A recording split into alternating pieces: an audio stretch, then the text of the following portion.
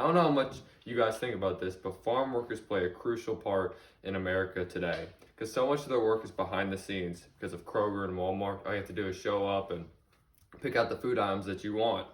Whenever you think of agriculture and food in general and how food gets done correctly, one of the first people you think about needs to be Cesar Chavez because of the rights that he got passed for farm workers. From the website, the United Farm Workers, they discuss the life of Cesar Chavez in depth. He was born on March 31st, 1927 in Yuma, Arizona. He was surrounded by injustice. When he was 11, he moved to San Jose, California because his parents got some jobs there. He hated school, mostly because around his house, they really only spoke Spanish, but at school, they only spoke English. Those teachers would often get mad at him because he didn't understand what was going on. He wouldn't be able to do the homework, so they'd get mad at him. He also didn't feel that the education he was learning applied to his life because he knew he was going to be a farmer when he grew up. As he grew up, he developed a love for education. He even said, "The end of all education should be the service to others." In the article, The Story of Cesar Chavez, he tells the story that really influenced Chavez. So his dad, Cesar Chavez's dad, agreed to clear 80 acres of land in exchange for a deed to the 40 acres of land right next to his house. So his dad would clear 80 acres of land and get the 40 acres of land right next to his home. So this deal was broken, and they sold it to a man named Justice Jackson. So the dad decided to hire a lawyer, and the lawyer told him to borrow some money and buy back the land. The dad couldn't pay the interest on the land, and the lawyer bought it back and sold that land back to that man. So this showed Caesar at a very young age, the injustice that farm workers often were showed, and that they just had to deal with, that they often didn't make a lot of money, and that people just treated them like lesser people. So as Caesar grew up, he joined the U.S. Navy for 2 years, and then in 1948 he married a woman named Helen Fabella.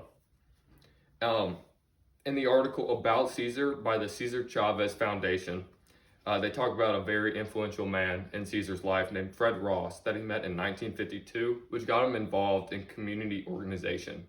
The one that he most got involved with was Community Service Organization, which was the largest Latino civil rights at the time. And while he loved this organization, he knew there were other problems that he had to fix. He always dreamed of a union for farmers that they had to deal with similar situations that he did as a kid. He knew that this would be an uphill battle to get this union established because other people have tried. They tried that they had more money, more knowledge, but he knew that he had to at least try to get this union done.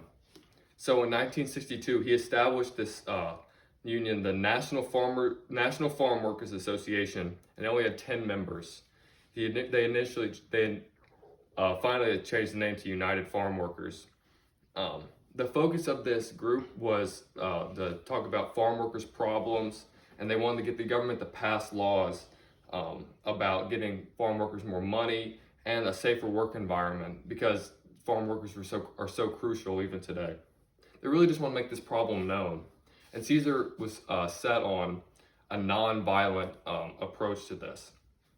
He was so set on this, he fasted 3 times just so that violence was not necessary and that they could get this done and get these laws passed with non-violence. His first fast was in 1968 and he fasted for 25 days.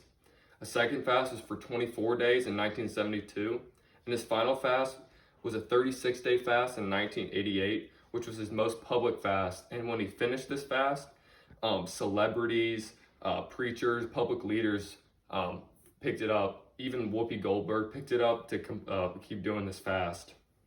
Cesar Chavez showed that if you have a belief in something, you can accomplish it. And violence is not the answer if you want something done. You can make a change if you believe in something. Thank you.